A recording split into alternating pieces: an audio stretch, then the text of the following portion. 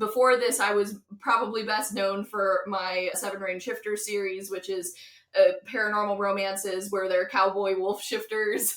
So people knew me as that cowboy wolf shifter author for a while.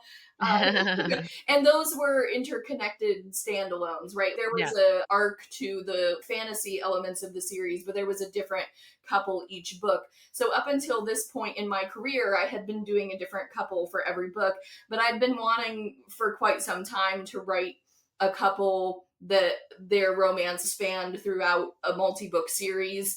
And Charlotte and Lucifer were just the ones who ended up being the perfect fit for that, because I think that there's so much for both of them to unpack and also grow throughout the series, that when I got done with book one, like, I was fully convinced that I was going to go into book two and write about another set of characters.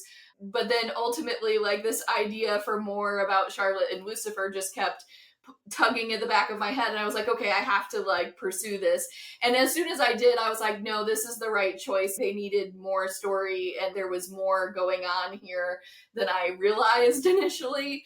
But it is a challenge, I think, to sustain a romantic arc over the course of multiple books, especially like when you end book one with them already together, as I did.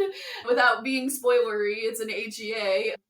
Yeah. So it's been interesting. I will say, like, I I set the challenge for myself when I was working on book two, Wicked Believer, that I really wanted to be able to maintain the same sort of level of romantic tension in the book, but also show their relationship growth in like an authentic way. Because they're not going to ride off into the sunset and everything's going to be like rainbows and roses, right? Yeah.